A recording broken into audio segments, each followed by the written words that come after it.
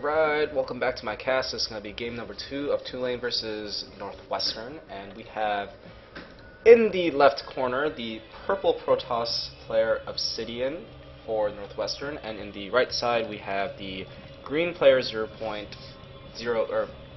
green Zerg player ZeroPoint. God! Alright, so map's going to be what's this map called? I don't think it's dual site. Oh crap, I totally forgot the name of this map. I don't think I've actually ever played on this map. I may have like maybe once, but the naturals over here, it's a little difficult to defend, mostly because players can come over here and over here. So it's a very wide open expansion to take. We'll see if players decide to make their production facilities before they decide to take their initial expansion, or if they decide to cheese or whatever.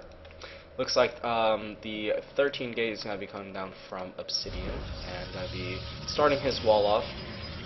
Meanwhile, in Camp ZeroPoint, it looks like he's going to be starting with a spawning pool.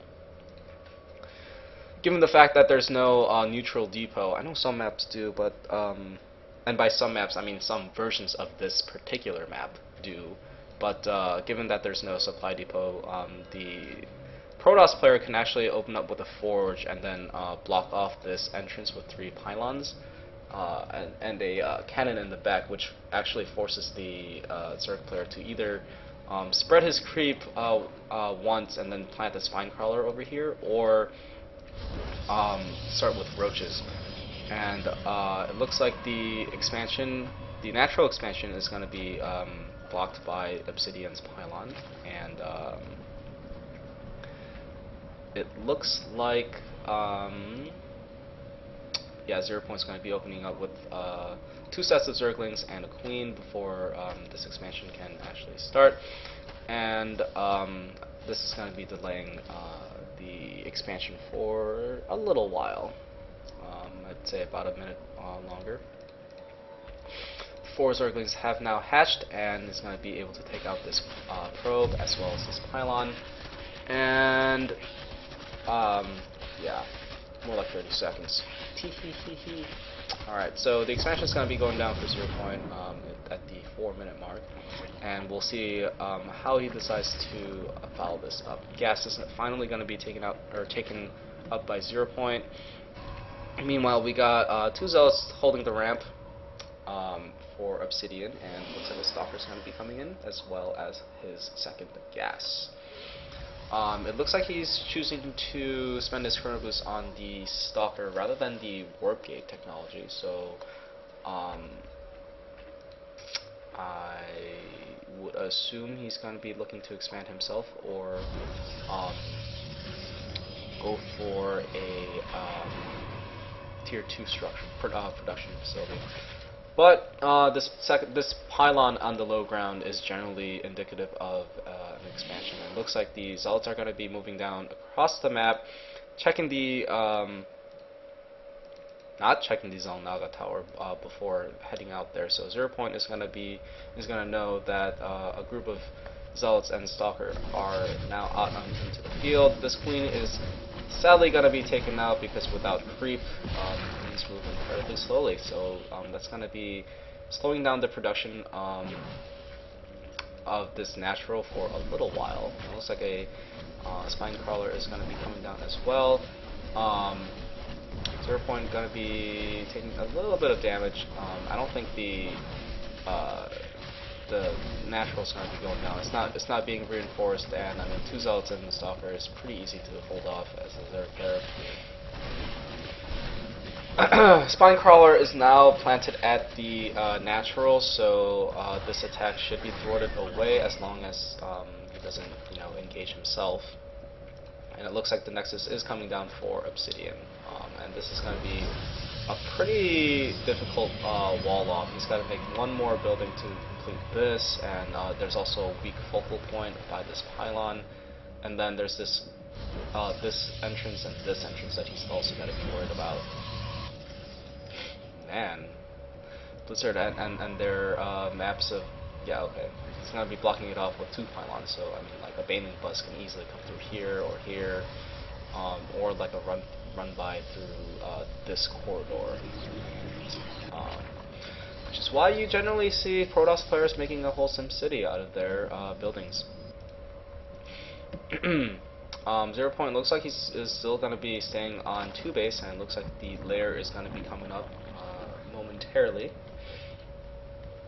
And it looks like he's going to be on 2, just starting up his second gas, so looks like he's going to be going for Roach Hydra. Roach Warren going to be coming down as we speak. A bunch of sentries for ObsiDiaN. And it looks like he's still only on 3 gateways. And it looks like the robotics facilities is going to be coming down for our Protoss player, as well as hallucination. You don't see that every day. Additional sentries are going to be warped in, no doubt to, you know, help with the fact that he's getting hallucination. Third base now going to be going down for ZeroPoint at the 9-minute mark. Looks pretty standard. And a few roaches are going to be coming down as well, just for defense. I believe ZeroPoint had control of the Zalnaga tower for a while, and then I say that, of course, and I see this Zealot. But this one is still being held by ZeroPoint, so you should still be able to see when there's unit movement. Looks like the hallucinated Phoenix is going to be going down the traveling down to the main base of ZeroPoint. Going to be seeing that there is indeed a lair as well as a Roach Warren, and that's pretty much it. It looks like the hallucinated Phoenix is going to be able to spot the 3rd. And so it'll be up to ObsiDiaN to see what he does about that. It looks like an Immortal is going to be chrono boosted out from ObsiDiaN, and he might be looking to move out. The Zealot numbers are pretty low, and the Sentry numbers are pretty high. And it looks like ObsiDiaN is looking to take a 3rd of his own.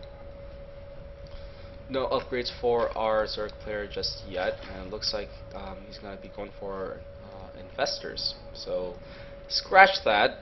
Looks like we're going to have a Roachling Infestor combo. Hallucinated Phoenixes are still going to be running around, making sure nothing too wacky is going on, and it looks like he's going to be able to spot the infestation as well. Might be a good idea to tech up to Colossi or High Templars fairly soon, I would say, because obviously they're required to deal with the infestors.